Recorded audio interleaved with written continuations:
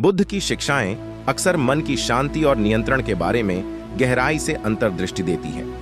यहाँ एक कहानी है जो इस विषय पर रोशनी डालती है। डास्ट एंडर कहानी। अशांत मन। प्राचीन समय की बात है।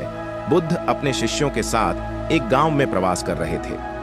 गांव के लोग बुद्ध के प्रवचनों से बहुत प्रभावित थे और उनकी शिक्षाओं को सुनने के लिए हमेशा उत्सुक रहते थे। एक दिन गांव का एक युवक बुद्ध के पास आया। वह बहुत ही परेशान और अशांत था। उसने बुद्ध से पूछा, भगवान, मेरा मन बहुत अशांत रहता है, मैं इसे कैसे शांत कर सकता हूं? बुद्ध ने उसे एक मुस्कान दी और बोले, आओ हम नदी के किनारे चलते हैं। युवक और बुद्ध नदी के किनारे पहुंचे।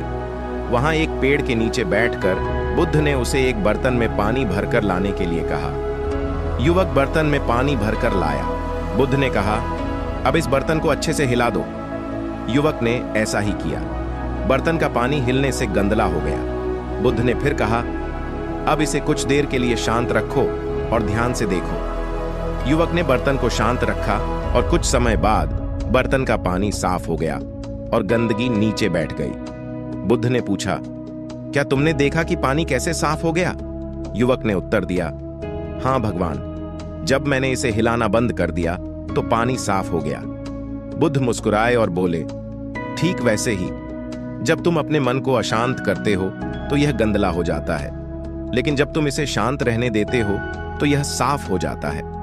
मन को शांत रखने के लिए ध्यान और संयम की आवश्यकता होती है। युवक ने पूछा, लेकिन भगवान, जब मेरे मन में विचार आते हैं तो मैं उन्हें कैसे रोकूं?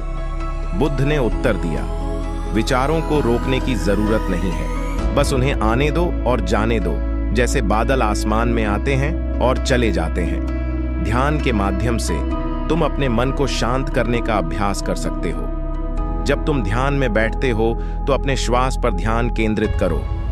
जब भी तुम्हारा मन भटकता है, इसे धीरे से वापस श्वास पर लाओ। युवक ने बुद्ध के निर्देशों का पालन किया और कुछ समय बाद उसने अपने मन की शांति पाई।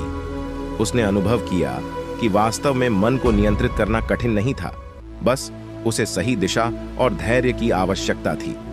निष्कर्ष, इस कहानी से हम यह सीखते हैं कि मन को शांत रखने के लिए ध्यान, संयम और धैर्य की आवश्यकता होती है। बुद्ध की शिक्षाएं हमें सिखाती हैं कि अशांत मन को शांत करने के लिए हमें विचारों को आने और जाने देना चाहिए और अपने श्वास पर ध्यान केंद्रित करना चाहिए। यह प्रक्रिया धीरे धीरे हमें मानसिक शांति और संतुलन प्रदान करती है। यह हमें सिखाती है कि कैसे ध्यान और धैर्य के माध्यम से हम अपने अशांत मन को शांत कर सकते हैं और जीवन में शांति और संतुलन पा सकते हैं।